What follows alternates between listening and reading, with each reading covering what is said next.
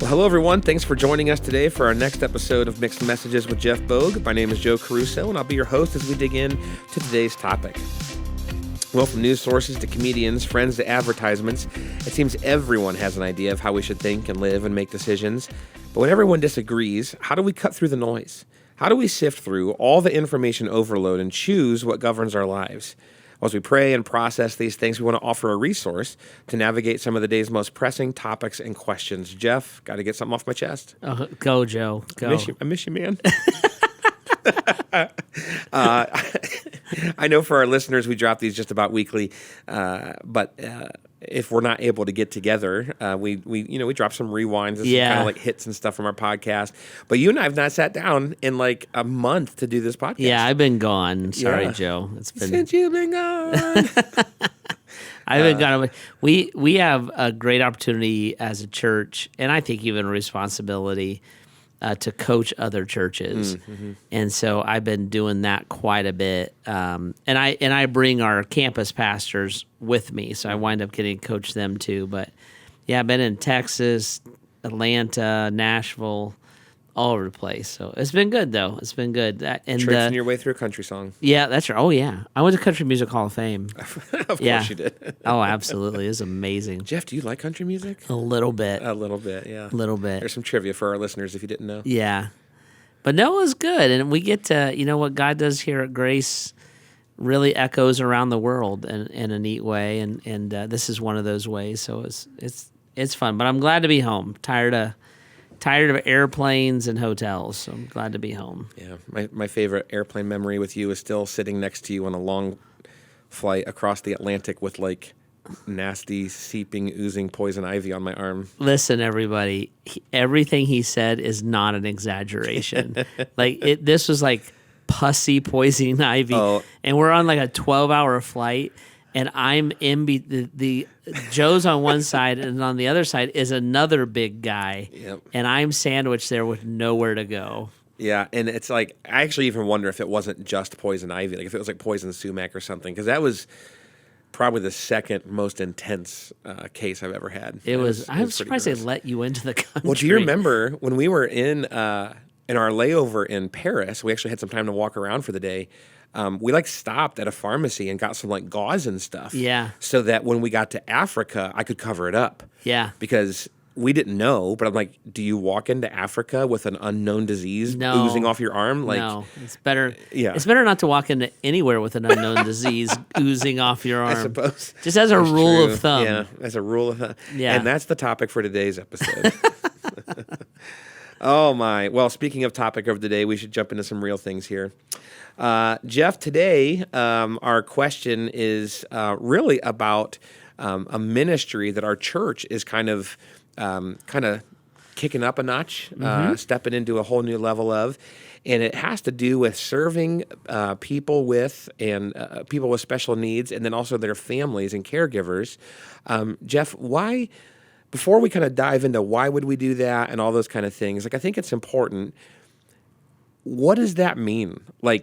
Are there categories to this? Are there simple ways to delineate how this type of ministry might play out? It seems like a pretty big umbrella to people's understanding. What would that even look like? Yeah, it is a big umbrella in some ways. And then I think if you're healthy, able-bodied, the temptation always is to lump everybody in to one thing. So a person with a spinal cord injury is different than a person with autism, Sure. kind of thing. So I think it's important when we talk about it, we're talking about a person with a special need. So we're not talking just about someone who might use a wheelchair because they've had a spinal cord injury or something like that. We're talking about when we say special needs, we mean developmental issues, autism, et cetera, et cetera, et cetera. It's a broad category, and it should be thought about in a broad way, but then it should be thought about individually. So whatever that individual, whether it's their body or whatever it is that's going on, it's a genetic thing, whatever, they need to be loved on, they need to be cared for, and then their caregivers.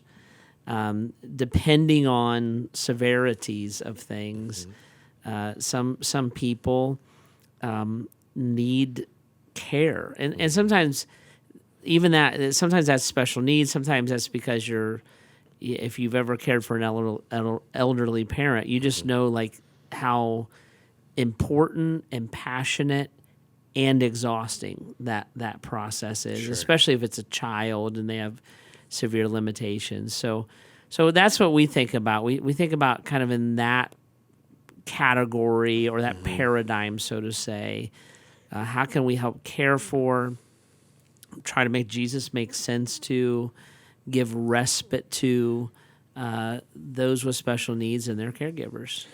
I think it's really helpful, and I think even our listeners, I as much as we can probably communicate, like hear a sensitivity in like Jeff's voice there that we're not trying to create categories. We just realize there's differences, and we're gonna only be able to step into the things that we feel equipped and needed to step into. And it's been wildly helpful. Like as we're stepping toward this type of a ministry. We've had some wonderful people that are a part of our church family that are helping us. Yeah. They're like, this is a better way to say this. This is a different way to think about that. And it's wonderful because you just don't know, and so it helps people to have a dignity and a respect, and even then to communicate as well. So we're definitely on a learning curve right now ourselves, but I think an important one. Yeah. So Jeff, how did Grace get into this? I mean, is there a book of the next ministry churches should get into? Or like how did we, find ourselves in this conversation?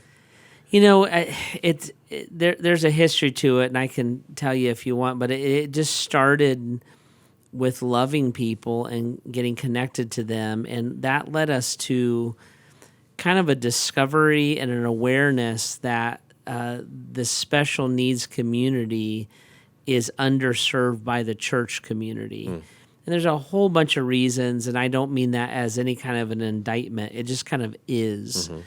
And so as that has come into view more and more clearly, as I look at Grace Church, I look at our size and our resources and our people who want to serve and help, I'm like, I feel like this is something we can do. I view it as sometimes I've used this illustration that there are times that you come across a harvest field and the harvest is beckoning the harvesters. Like we're way open to you if you'll come here.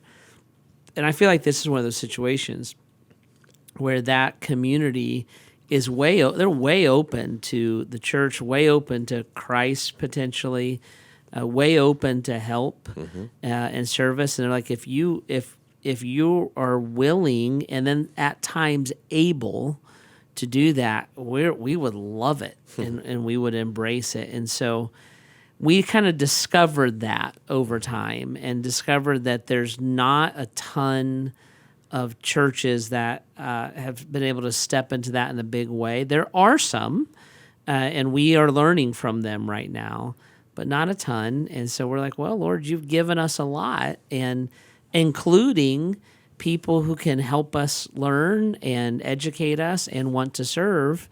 And I'm like, well, it sounds like an open door to me that God is drawing us through, and so that's why we're stepping into it. That's really good. Now, you've hinted a bunch through there, like the harvester beckoning, or the harvest beckoning to the harvester, and there's these questions, there's relationships. Like, how did we uniquely find that then? Like, there's not a community town hall where they're like, hey church, hey Grace, here's what we'd love you to do. How did we hear that voice? Like what got us to start discovering pathways to serve? Joe, it was really just trying to love people and love people who came to our church. So if I was trying to think back to the genesis of Grace Church being involved, the Bath campus, I would go back to the very, very early days. There was a mother named Mary who was a widow. Her husband passed away, and they had an autistic daughter. And they were part of our church family. Actually, before Dad passed away, Mom, Dad, and the two daughters, but only one was autistic, was very involved at Grace and around, and just part of our church family. We loved them and cared about them. After Dad passed away, Mom now is a single mom. She's also a working mom, and she has an autistic daughter that has a pretty severe nonverbal, etc. form of autism. And so I just watched her as she would come to church, and the daughter was afraid to be away from the mom. And so Mom tried to come back to church after her husband died. The daughter was nonverbal, but would make noises or respond to things. So sometimes the music would startle her, or even me, if I was joking or the congregation laughed, it would startle her. And once she was startled, it was like really, really hard for her to settle back in. Yeah. So what was happening is it was so disruptive in the services that Mom realized how disruptive everything was. So she's like, I can't take her to services and she won't be away from me. So I guess we're not coming to church anymore. So I just called her and I said, Mary, I said, that's not the solution. Like, I get it and you're right. And, I'm not arguing with you about it, but there's got to be a different solution than you're just not a part of the family now, kind of thing. So we started to talk about that and brainstorm about that. And what we settled on was that if we could get another person attached to the daughter, that then Mom could slip out and go to church and get her cup filled a little bit. So there was a young lady named Jenny, and she was like, I'll do it. So I'd have to ask Jenny now, I forget, it's been so long ago, but I bet you we took 4 or 6 months, and we would introduce Jenny and have Mom leave the room for 30 seconds and then introduce Jenny. And we worked it up to where the daughter felt comfortable with Jenny and Mom could be away from her for like 90 minutes. Well, then she could go to church, to services. She could visit. She could have an adult conversation, and she could have a little bit of a respite. So we started into this, 25 years ago, just trying to love our church. And we're like, you guys are our family. Yeah. So like you going somewhere is not an option. Like we just have to learn how to do this. And that's kind of been our MO ever since. And we've done that kind of individual by individual. We have this VIP ministry that happens, and that is kind of a respite night for caregivers especially. And we've leaned mostly into people who work with people with special needs. And basically we ask them, like, can you give a Friday night? And now what we want to do is we've seen the greater need, and we're like, well, can we grow this? If we had trained staff who could train volunteers, could we go about the process of figuring out how to love and serve people more and more? And that's kind of we're kind of going to do the same thing we've always done. I'm not going to say that we've made it up as we go, but we've had to learn as we go. And then you're talking about individuals. Mm-hmm. So individuals have different needs. They have special needs. And so that's how it's kind of unfolding. We just feel like where God has us now with our volunteers and our resources, that maybe we can do that for more people. That's pretty awesome. I'm thinking about some of our listeners. I know that some of our listeners, they might be suddenly sparked to want to get involved in something like this, and maybe they'll be one of those volunteers we can get trained up. There might be other folks that are like, man, I ride the school bus with someone with special needs, or my neighbor, or and then I know some of the people that listen to our podcast, they're a part of other churches or they're leading other ministries, and they might be getting a little bit of a bug of like, well, maybe I can engage some of this. Like, Jeff, how how should they think about starting that? Whether it's that individual, personal ministry, all the way to like maybe our organization or church could do this too. Like, what are some of the things you've learned over the years? I think the biggest thing I learned is just make a friend, and so it depends on the individual with special needs, how they can or want to interact with you. But you can make a friend, and you probably have a friend in your life that you could be closer to, or an individual. You may, like if you're in high school, you may share a bus, with someone or et cetera. And I'm like, yeah, just be involved in their life and care for them and think about how difficult it is to have young kids. Heidi and I have six children without our daughter-in-law, so 6 children. Like when they were little, how exhausting that is, and how burnout you can be, and then add in, like I need help, and add in doctor's appointments, and add in special schooling, and add in. And so it's just looking and saying, is there a way I can serve? Is there a way? And you might be able to, they might say, I'm not sure that you should stay with the child, but man, it was really great to be invited out to dinner. Can we go? Right. Kind of. It's just there's a million ways, but you're just like learning to love someone, and you're learning to love someone that you don't yet maybe know how to love or befriend. And so the only way to cross that barrier is to start crossing it, and then see what God does from there. With the whole thing. But there's big stuff like Tim Tebow has done a really good job with his Night to Shine and stuff like that. I think that's stuff that Grace will get excited about in the next couple of years. Those are kind of different things, and so there's big events like that. But you learn to love a person with special needs the way you learn to love everybody else. You just get to know them and get involved in their life. Yeah. Don't overcomplicate it. I know that I'm thinking of some of my friends around the community, and there's a staff person at one of our inner city ministry partners where like their daughter has some severe needs. They're even in the hospital multiple times a month for some of the needs. It's just a really intense situation, and we pray for them regularly, and similarly, building a network around them, even just as a family, has been a great way to love them. Yeah. And then I think of a friend of mine who's started this Farming with Friends ministry in the area, and it's all about helping people with special needs find dignity and work. And it's just really awesome to see that kind of stuff come together. But in all of those cases, it starts with a relationship, and I think that's the thing that we would want our whether it's your neighbor or whether it's the person thinking about their ministry,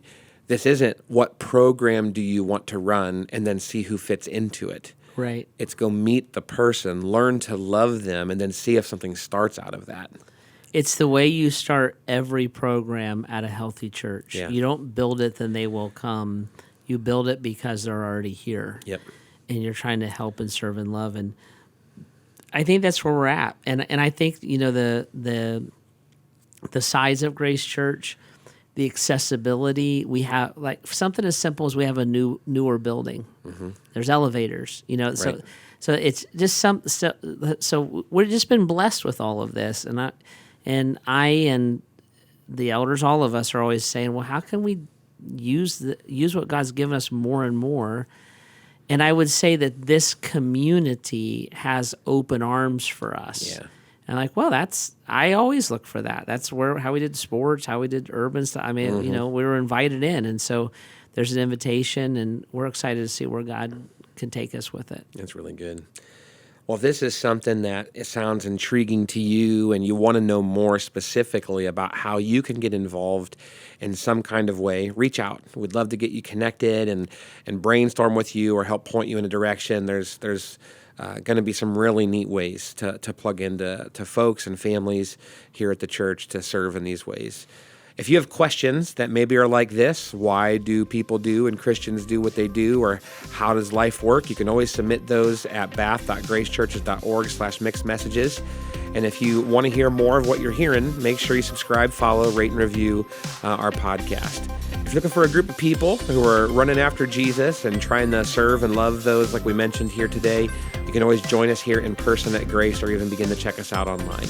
Thanks so much for jumping in with us today as we continue to seek God's voice through all the mixed messages around us. See you next time.